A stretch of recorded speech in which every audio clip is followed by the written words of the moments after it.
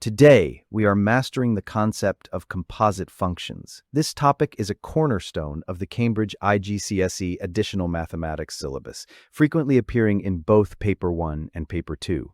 Understanding how functions combine is essential for higher-level algebra and calculus. By the end of this lesson, you will be able to form composite expressions, understand the conditions for their existence, and solve equations involving multiple functions.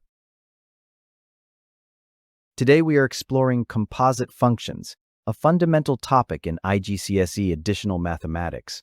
In mathematics, a composite function is created when the output of one function becomes the input of another. Imagine a production line.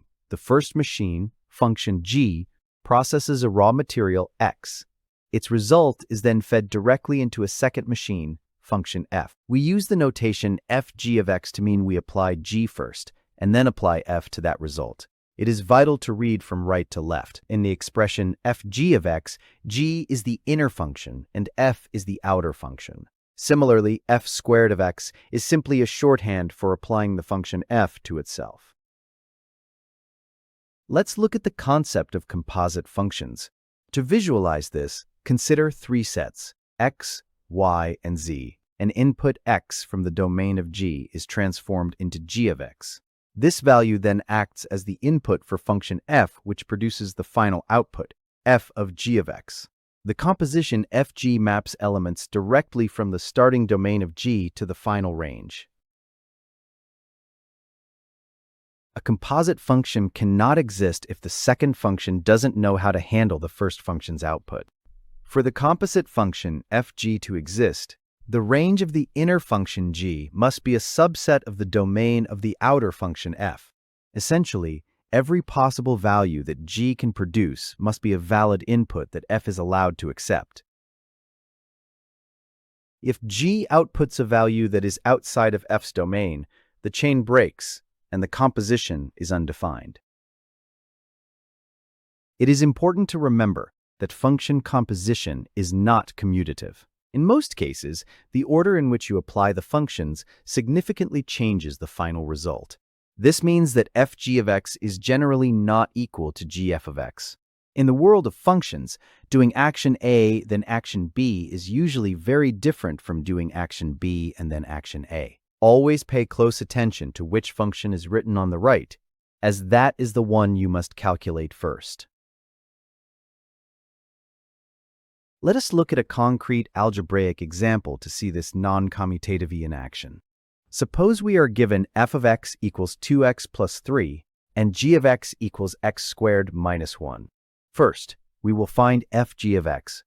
We start with the inner function, so we substitute the entire expression for g into f. Now, wherever there is an x in the function f, we replace it with the quantity x squared minus 1. Expanding the brackets, we get 2x squared minus 2 plus 3. Simplifying this gives our final expression. Now, let's calculate gf of x using the same functions to see if the result changes. We are given f of x equals 2x plus 3 and g of x equals x squared minus 1. This time, f is the inner function. We substitute the expression for f into g. In the function g, we replace the x with the quantity 2 times plus 3. This gives us the square of the quantity 2 times plus 3 minus 1. We must expand this bracket carefully. 2 times plus 3 all squared becomes 4 times squared plus 12 times plus 9. Finally, subtracting the 1 gives us our result, 4 times squared plus 12 times plus 8. As you can see, 2 times squared plus 1 is clearly not the same as 4 times squared plus 12 times plus 8. This proves that the order of composition is critical. Finding the domain and range of a composite function requires a careful two-step look at the function chain. The domain of gf is a subset of the domain of f, and the range of gf is a subset of the range of g. The domain of the composite function is determined by the domain of the first function applied. However, it only includes values of x for which the entire chain remains valid. Let's look at an example. Consider f of x equals x plus 3 for x greater than 0 and g of x equals x squared. In this example, The domain of f is given as x is greater than 0. This means the range of f consists of all values greater than 3.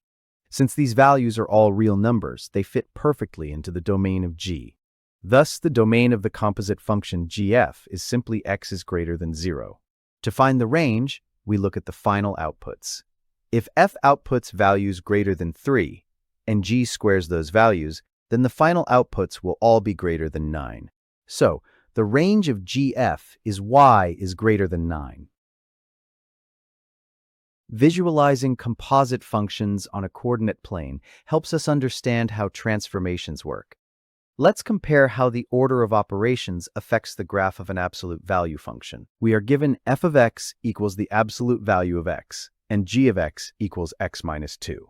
Let's look at the graphs on these axes. When we form fg of x, we get the absolute value of the quantity x minus 2. Notice that the subtraction happens inside the function's core. This results in a horizontal translation, shifting the vertex 2 units to the right. In contrast, gf of x gives us the absolute value of x, and then we subtract 2. Here, the subtraction happens after the function has acted. This creates a vertical translation, shifting the entire graph 2 units downward to a vertex at 0, -2. In exams, being able to identify these shifts can save you significant time. In IGCSE exams, a very common task is to solve an equation involving a composite function.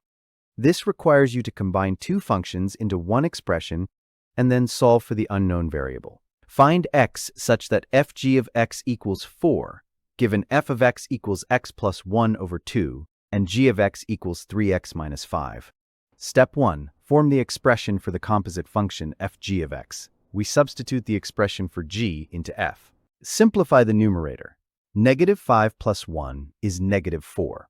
Step 2. Set this expression equal to the target value, which is 4, and solve for x. Multiply both sides by 2 to clear the fraction.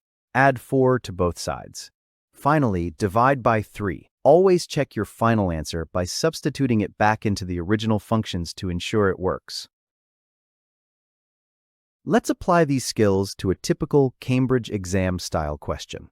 Consider the functions f and g defined by f of x equals 5x minus 2 and g of x equals 4 over x plus 3. The question asks us to find the value of x such that fg of x equals 18. Step 1.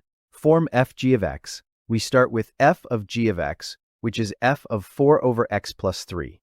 This equals 5 multiplied by 4 over x plus 3 minus 2. First, we substitute the entire expression for g into f. Multiplying the 5 into the numerator gives us 20 over x plus 3 minus 2. Step 2. Set equal to 18 and solve. Now, we set this expression equal to 18. To solve, we first add 2 to both sides to isolate the term with x. This gives us 20 over x plus 3 equals 20. Next, we can divide both sides by 20, which leaves us with 1 over x plus 3 equals 1. By multiplying both sides by x plus 3, we see that 1 must equal x plus 3. Subtracting 3 from both sides gives us our final answer. X equals -2. Note that this value is allowed because it does not make the denominator of g 0. In my experience teaching the Cambridge syllabus, there are 3 main pitfalls students encounter with composite functions. The most frequent error is applying functions in the wrong order. Remember, you must work from the inside out. For fg of x, the function g is right next to the x, so it acts first. Always process the function on the right before the one on the left. Next, algebraic errors, specifically incorrectly expanding squared brackets. When finding a composition like f squared or gf, you will often need to square a binomial, such as 2x plus 3 all squared. Many students mistakenly write 4x squared plus 9, forgetting the middle term. Always use the FOIL method to get the correct middle term, which in this case would be 12x. Finally, ignoring existence by forgetting the range of g must be a subset of the domain of f. In more difficult Paper 2 questions, you might be asked why a composite function does not exist. If the inner function can output a value that the outer function is not allowed to take, the composition is undefined.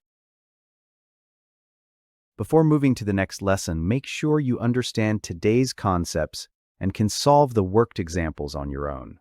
To continue your learning, check the links in the video description. Download today's notes and additional practice questions at www.exam-mate.com. You can also join our free Telegram channel for more revision resources, study tips, and updates. Thanks for watching, and see you in the next lesson.